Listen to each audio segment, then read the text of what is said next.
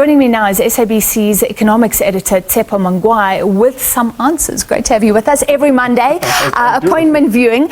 So a lot of people, firstly, let's put this into context. South Africans, if they had a choice, many people would choose buses over taxis, in fact. In fact, for many years, bus service has always been the most preferred mode of transport for many people, either commuting for long distance or local. We know daily commuters between big cities and townships. People have always been using buses. In fact, government would introduce those buses because the routes were not so appealing to many service providers. So in recent years, however, Francis, we've seen that the bus service has been declining, not in terms of numbers, but also in terms of quality of service that they've been offering to the people of South Africa. And you can tell us why.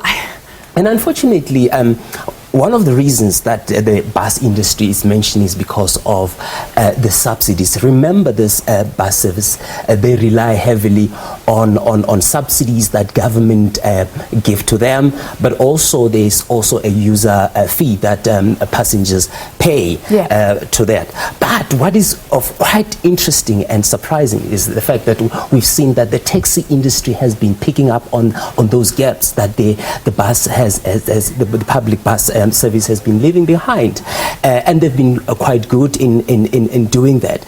And on the other hand, the bus service is saying that since the introduction of the division of revenue in terms of how those subsidies are allocated, remember there are competing needs in South Africa, so the way the national treasury allocates this money does not always able to meet all their expectations, and they're not able to cover certain areas as a result, and they've not been able to innovate as a result. I mean, we're talking about the industry that gets those subsidies.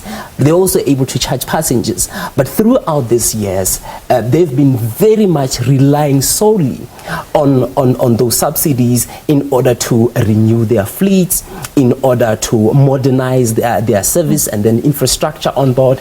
If you look at the type of buses that are on the road now, the conditions are so bad.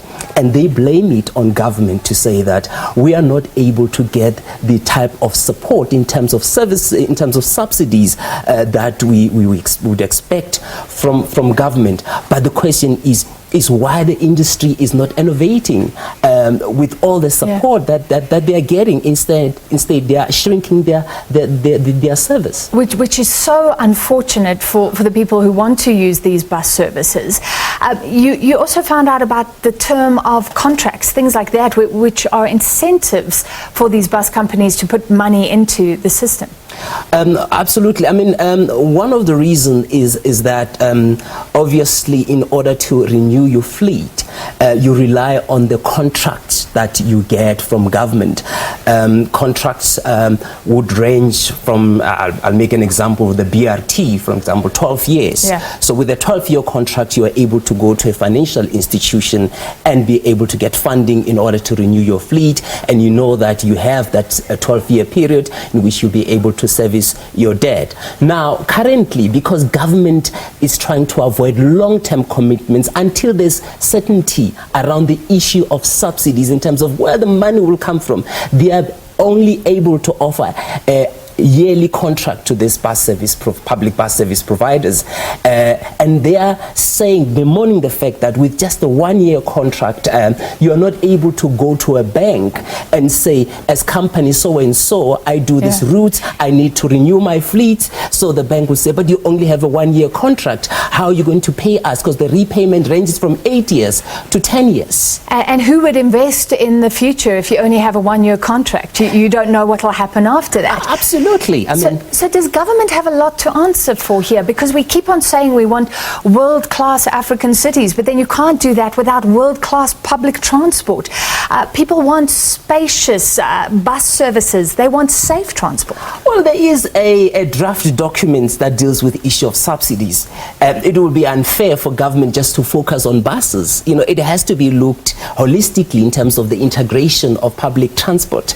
There is a document where, you know, different stakeholders are currently engaging. We know that the taxi industry, they're also saying that they want subsidy, you know. But there are competing needs. The question is there enough money? Currently, government spend about 7 billion rand on these subsidies. It's a lot of money, and it's not enough to support the industry as a whole. I mean, part of it is also goes to scholar transport. So the money will be, I mean, if you look at the demands that the bus industry, the amount of money that they would want as subsidy, it's huge amount of money.